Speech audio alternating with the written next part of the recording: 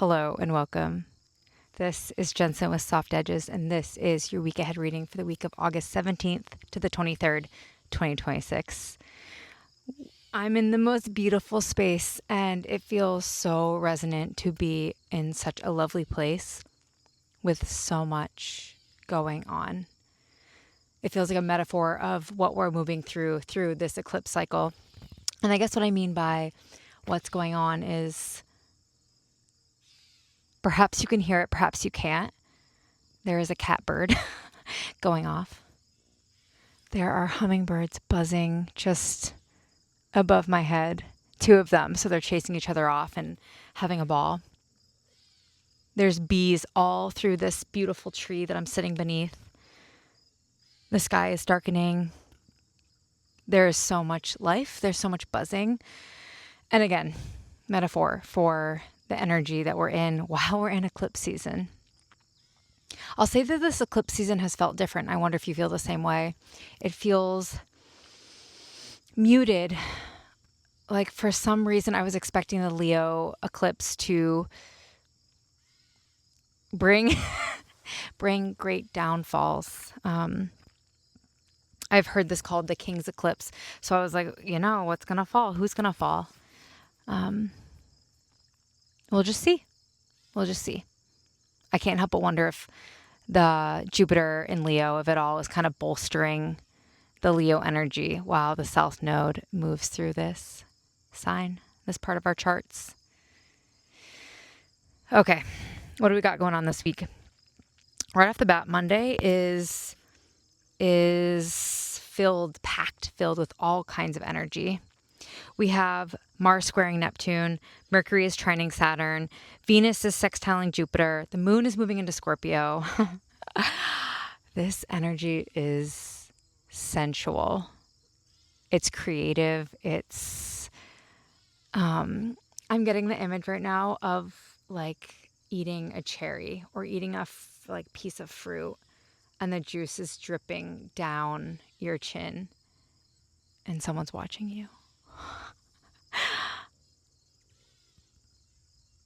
Yeah, it feels very sensuous. I'm so curious to know how that's going to show up for us. Our next aspect is until Friday the 21st, and it's when Venus opposes Saturn.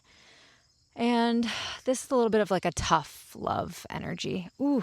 And as I'm saying that, I'm sitting next to this like gorgeous, let's see if I can harvest some, gorgeous lavender plant. And it's a reminder that tough love is sometimes necessary. But I guess with the lavender here, there's like a softness available. Venus is in Libra.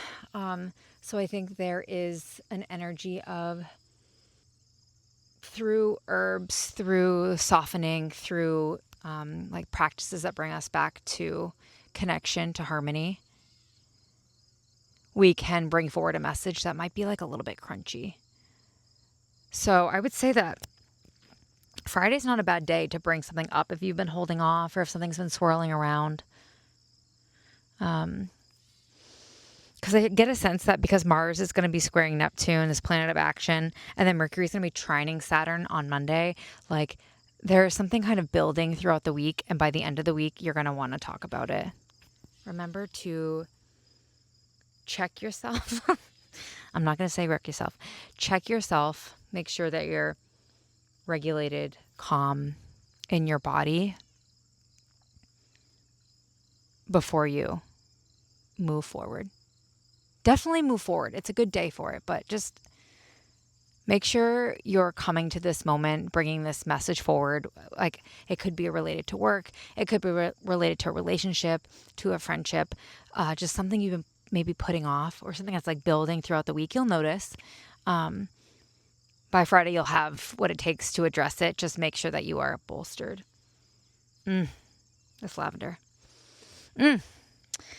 So by Saturday the 22nd, the sun conjoins the South Node. Energy, vitality, shifting. Not as much ease as we are used to experiencing. the sun was vibrant and alive in Leo, but it conjuncts the South Node and then immediately moves into Virgo. Virgo season is here. I'm ready for it. I don't know about you. I'm totally ready for a change up in the energy. I'm someone who loves back to school energy, just like bringing more structure and systems to our lives if it's feeling like our energy is way out here. And I get a sense it does. So to me, this is like the wind down is Virgo season. Yeah. I'm excited. I think that this week is going to be, the guides, when I was checking in with this energy, I was seeing golden light. Like all week long, I was surrounded in this very golden light. And because even when I opened my eyes, I was like, oh, it's kind of like blue. Like, I don't know, the hues around me feel blue for whatever reason, but not sad. I just mean there's like a different quality to the energy right now. But this coming week, lots of golden protection energy, vitality. And the guides were showing, I got to think for a minute. I kind of forgot. Oh, I remember now. So while I'm light weaving, there's a bug biting my leg. There's a bug buzzing in my ear. I got an itch on my elbow, and it's all information, that stuff. And yet I was so aware of the golden energy. What this says to me is, yes, the energy is still going to be swirly, mostly outside of you. Mostly outside of you. Does that make sense? And are you experiencing that? So like the buzziness is things that are like pulling you, trying to pull you out of your body, out of your present moment experience. And the guides were like, this is the work. The work is to stay grounded in this golden light. Oh, I'm watching a hummingbird just like feast off a beautiful flower. It's so beautiful. And it's making me think too of like the playfulness. Like we're at the end of Leo season, and there is a playful nature to Leo. And before we get back to that back to school energy of Virgo, let's enjoy this last week of Leo. Childlike and playful and fun, vibrant, passionate. So just to like recap, what the guides were saying is when you notice that things are starting to like pull your energy and distract you, make sure you, I don't know, use the golden light. You like imagine golden light all around you and then just keep coming back to yourself. It's going to be a beautiful and welcomed practice, I'm sure, given the, again, like I said in the beginning, the swirliness, the like electric, I can't like describe it. It's like high frequency, but like high buzz energy that has been this eclipse, you know? Buzz, yes, so much buzzing. Yeah, okay. Thanks for being here. Let's get into the cards. I'm excited to see what comes up in those. Okay, here is our setup for the week. And this is our overall energy of the week. We have the Three of Wands with self-control, higher self. And we have the Ten of Pentacles. I asked, well, first I pulled these. So Monday, Tuesday, Wednesday, Thursday, Friday, Saturday, Sunday, like we normally do. But I asked, like, what are we entering the week with? And then by the end, I was like, how will this have transpired? Like, what will we know to be true by the end of the week? Or just a knowing in general, which actually was a perfect question because this feels like we're entering the week confused about something or not knowing the way forward about something or what's the next right choice. This comes up so much in our readings. Okay. So starting off the week, our energy of the week of self-control and higher self is so interesting because it's so much connected to what I said in the beginning, like the intro. So here we are at the center of our being, and there's things all outside of our being, the things that are buzzing around trying to pull our attention. And it's going to be our job to use restraint to keep coming back again and again to this like centered place. Because what's flanking this is energy that's kind of like, let's go and what's next, right? because the Three of Wands is you are passionate about something, and the Three of Wands always makes me think of the ways we're calling to us the resources, people, experiences, situations in order for us to flourish and keep exploring something that we enjoy. And then the Ten of Pentacles is the end of something, right? It's the 10, and then it'll start back at the Ace. And it's making me think of maybe this like interesting push-pull between starting something new and ending something and not knowing where to go next. And the reason why I'm saying that again is because I asked, like, what are we entering the week with? And we got, you'll know in the morning. When you wake up, you'll have a better idea of what to do. Relax until then. This is interesting because it's giving kind of like Two of Wands energy, right? Like in the Two of Wands, it's typically in the Rider-Waite-Smith deck, like a person looking out over the horizon to see what's next. There's so much in this that reminds me of that. So it's a good reminder to know that in resting and allowing yourself to kind of downshift for a moment, because remember, something's finishing. Maybe things are pulling at our attention. The restraint here is to say, if someone like wants something from you or you're trying to figure out how to go forward, pausing long enough to say, you know, I'm going to sleep on this. That's what this says to me. I'm going to sleep on this. Allow yourself to, and then, okay, so something that's coming through now is the guides are like, okay, and we're not saying sleep on it and then perseverate about it. It's like sleep on it and then let it go. Kind of like ask the guides for dreams, a clarification, and then let it go, okay?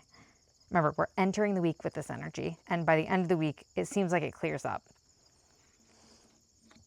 Monday, Tuesday, when we have all that, like, all those things happening in the sky, we have the Knight of Pentacles. And I kind of love this because I'm seeing this really methodical, this reminds me so much of the Justice card. I'm noticing that this being, again, is perched to like release the arrow, but it's not like pulled back. It's just like in waiting. It's not waiting though. It's waiting for the right thing to come by to aim at, right? Like if you're a hunter and you see deer, you're not going to aim at the first deer that you see. You're waiting to make sure that it's one that is going to be big enough to sustain you, your family, your community. So this is a card of patience. So in the beginning of the week, we're being invited into patience, into being really methodical in how we move forward. This isn't a thinking card. Pentacles is not a thinking card. Remember, we're letting it go, whatever this was. This is about just waiting. That's going to be challenging, right? But knowing that like the big right opportunity is coming. In the meantime, use this opportunity, use the first 2 days of the week to get things done. And this isn't like a rushing around. It's like be in each moment of the day and just start to check things off the list. Like things that maybe you've been putting off all summer. Great time at the beginning of the week to start like checking things off the list. So you start Virgo season at the end of the week with a fresh start in some ways, or at least having done like done some things that you wanted to get done. Midweek, we have the Wheel of Fortune. And right away, I'm drawn to the abundance portion of the Wheel of Fortune, especially because it connects with this goddess. Oh, okay, I see what's happening here. Okay, the guides are saying like, say this wheel is turning, right? The goddess is waiting to poise her arrow to shoot it for like the things that are desirable. So maybe it's abundance, maybe it's like a free, beautiful earth. It's not chaos, right? So what I'm seeing midweek is perhaps it feels like you have to make a decision right away. Like maybe quicker than you were expecting to. Wheel of Fortune's like an opportunity comes forward midweek, and maybe it's not even an opportunity. I think just like an experience comes forward midweek and you're having to just like take action in some way. I'm hearing right now, like, I didn't expect this, you know? Not a lot wants to come through for this. So I am going to like leave that kind of just there for now and see if anything else wants to come through. Finally, we have the World. And right away I heard every door is a portal. or every decision is a portal.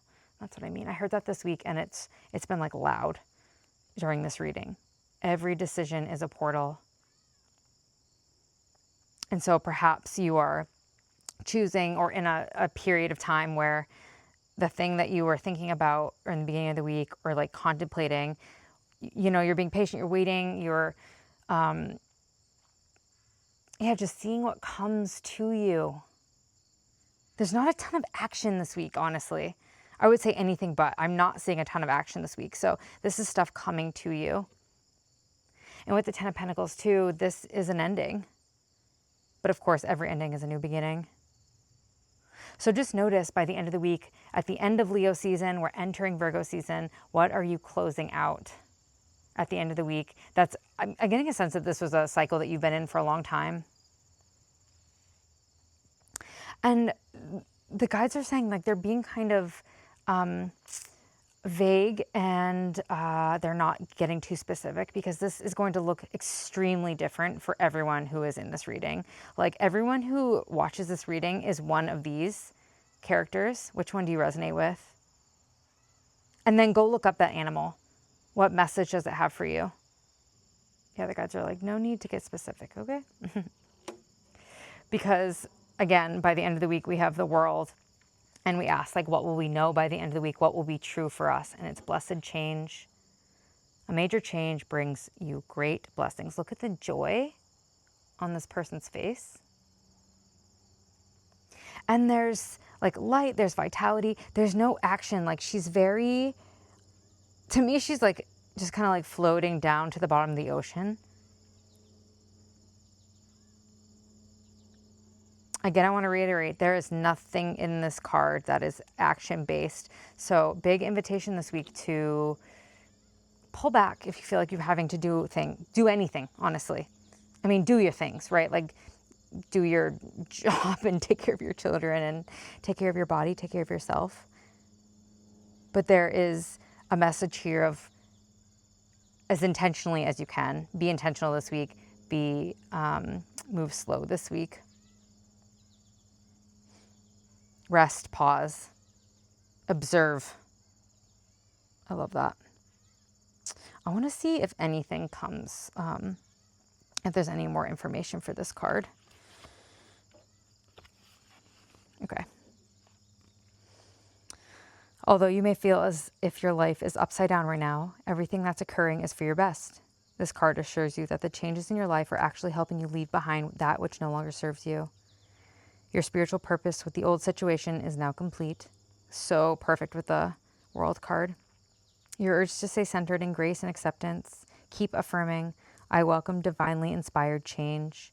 I stay centered in the eye of the hurricane as change occurs around and within me. All change is for my highest good. I know that love is stable and always provides for me and my loved ones, no matter what our outer situation appears to be. Change ushers a fresh opportunity to learn, grow, prosper, and create new relationships. The key is to keep breathing and enjoy the changes, even if they're intimidating. If the universe pushes you towards new responsibilities, know that you're qualified in heaven's eyes. Love that. Wow. Wow, wow, wow. And maybe that's something that's coming up for you in the beginning of the week is I want to move towards something, but I don't feel like I'm good enough. I don't feel like I'm worthy. I don't feel like I have the skills to take on this role. Ooh, by the end of the week, things kind of like clear out and make it like the things around you are showing you that you are ready and it is time to take the great leap. Ooh, loving this energy for this week. Thank you so much for being here. As always, come back next week for next week's reading. And until then, stay safe, be well, and good luck. I'll see you on the other side.